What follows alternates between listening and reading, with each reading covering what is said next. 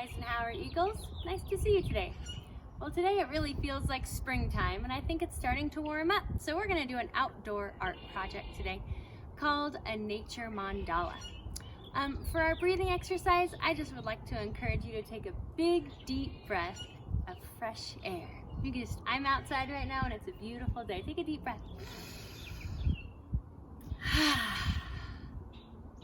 So, what we're going to do to start our nature mandala is if you have some sidewalk chalk and an area where there's concrete, then you might like to do it outside, but you could do it anywhere you'd like. You could do it on a mountain, on a path in the mountains if you're out hiking. If you're by the creek, you could sit by the creek and do it on a rock. If you have a backyard area, you can go into your backyard. You can make nature mandalas on grass. You could make them really anywhere, but I'm just here in my backyard and I thought it would be nice to make it on one of these nice little squares on my back patio. So what I'm going to do first is I'm going to take a piece of sidewalk chalk and I'm going to draw some concentric circles. So concentric circles are when you draw circles inside of circles inside of circles. And a mandala is a radial design that is circles inside of circles inside of circles.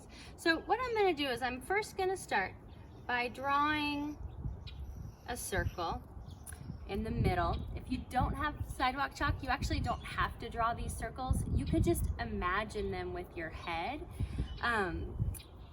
But if you have chalk, it's easy to draw them. So then I'll draw another circle right outside of that one. And then if you have room, which I think I do, I'll do just one more circle outside of that one. Now, after you have your circles, or maybe you've just chosen your area that you'd like to make your art, I'd recommend gathering some things you find outside. It could be anything. You could gather little pieces of grass that you pull out. You could gather some rocks. They can be big rocks.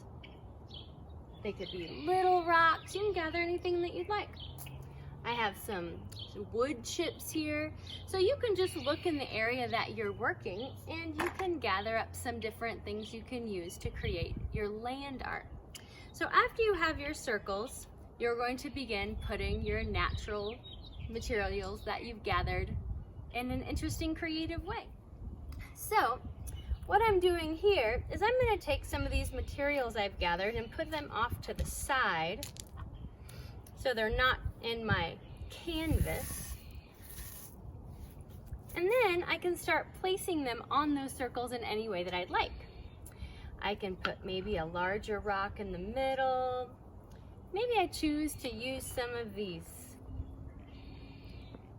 little wood chips to give that rock maybe like some rays of sun. This is fun. You can gather up your whole family and anyone that you'd like to do this with you. It's a fun way to have a snack on a hike.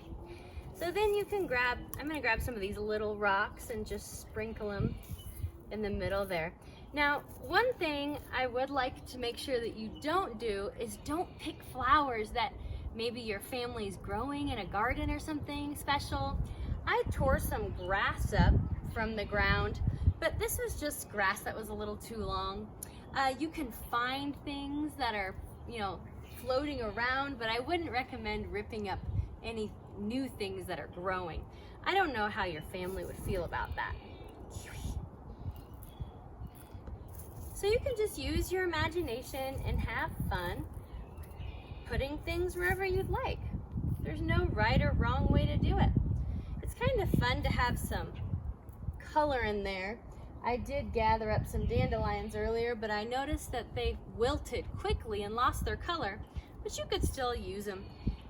If you do choose to use dandelions, then you might have to use them fairly quickly or else they just turn to kind of mush, but I'll still put some of those on mine for a little splash of yellow. Could be like a dried flower. So however you fill up your concentric circles is up to you. It's like a piece of artwork. Now, one thing that's fun about land art is that You might leave this here for a while. It's more the process of making it that's fun. So the wind might blow, it might rain, a dog might come along, or a squirrel or a bird, and it might get messed up, but it's really the process of making the land art that is a lot of fun. So if you make land art, I'd love to see what you made. You can make a really big piece of land art, you can make a little piece of land art, you can make land art anywhere that you're at.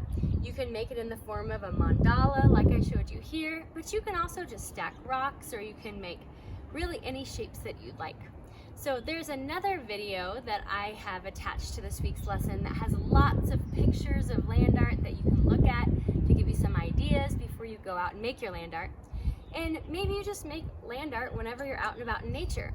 Now, it is important that you're in a safe place to make your land art. So before you leave your house, make sure you're in a backyard or in an area that's safe, or with your family, so that you're not just making your land art out on the sidewalk without somebody with you. So have fun making your land art, and again, send your emails, some pictures to me. Your parents can send an email to me at elizabeth.hall@bvsd.org, and I'd love to see what kind of land art you make.